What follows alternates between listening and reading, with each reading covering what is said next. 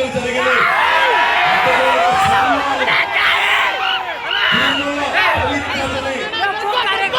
మన గతంలో వీళ్ళ నాయకులు కూడా చెప్పారు, 7 కొండల వారికి 7 కొండలు తిరిగి 2 కొండలు చాలంటే మొత్తం ఏమైందో తెలుసు మీకు. ఎప్పుడు కూడా తిరుమల పవిత్రతని ఎవరు అపవిత్రం చేద్దామనుకున్నా ఆయన నిజరూప దర్శనం గురువారం ఉంటుంది. కానీ ఇలాంటి పిచ్చి వేషాలు వేస్తే కలియుగ వెంకటేశ్వరుడు